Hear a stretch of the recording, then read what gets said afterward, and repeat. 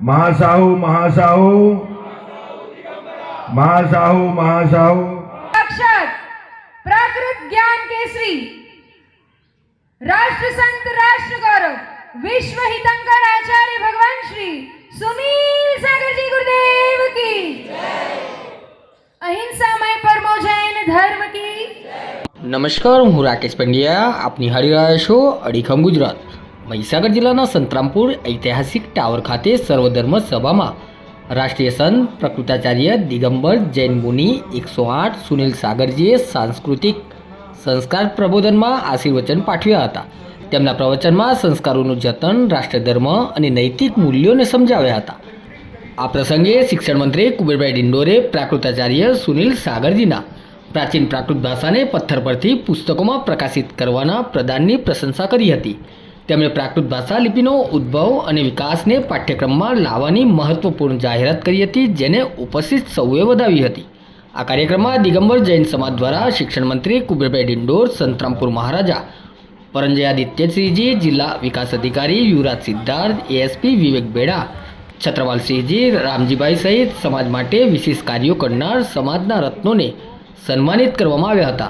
કાર્યક્રમમાં મુનિ સંકલ્પ સાગરજીના કેસલોચ કરવામાં આવ્યો હતો અને આ કઠિન તપ સંસ્કાર વિશે લોકોને માહિતી આપવામાં આવી હતી. આ સમારોહમાં 60થી વધુ સંતો તેમજ મોટી સંખ્યામાં નગરજનો ઉપસ્થિત રહ્યા હતા.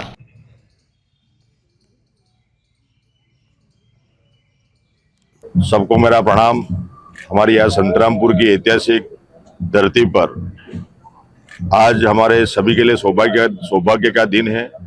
सर्वधर्म सभा, उसका प्रबोधन हमारे कवि, कठोर साधक, अवीक्षण गानोपयोगी, विलक्षण मेघा शक्ति, प्राकृत ज्ञान के ज्ञाता केसरी, प्राकृत भाषा में अत्यधिक लेखन प्रवचन, 50 से अधिक साहित्य सृजन जिन्होंने किया है।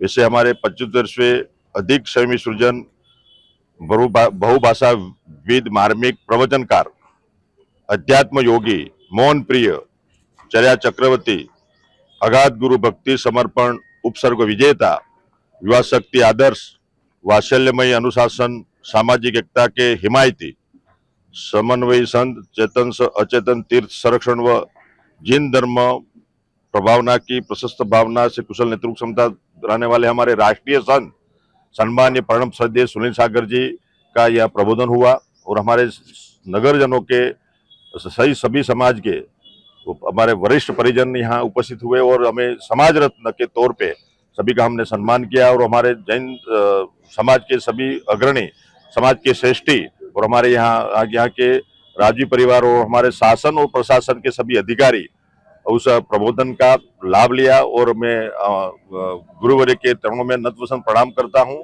तो उसके दिए हुए जो संदेश है, उसका मार्गदर्शन के उसका उद्देश्य है, उसको हमारे आचरण में रखकर हम आगे बढ़ेंगे और गुरुजन के आशीर्वाद से, तो सम्मान्य परम पूज्य संत सुनील सागर जी के आशीर्वाद से संतरामपुर का हमारे देश और प्रदेश की तरक्की हो, उनके बताए हुए मार्ग पर हम आगे बढ़े।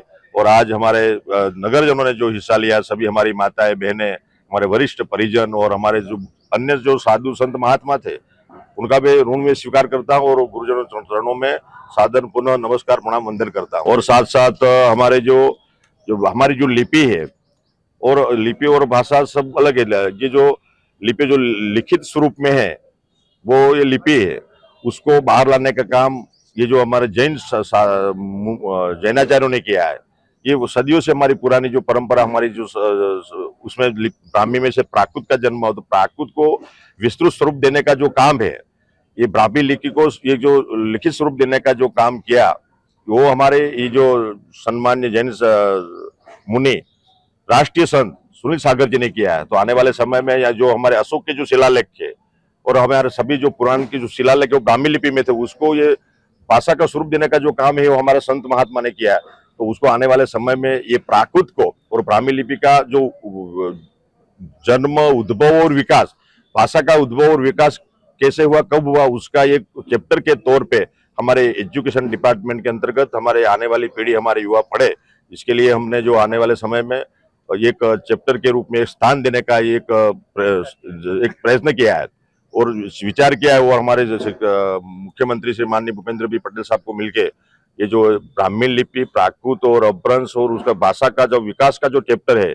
और ये हमारे सिलेबस में रखने का प्रयास करेंगे और इसमें हमको सफलता मिलेगी और गुरुदेव का आशीर्वाद हमारे साथ है।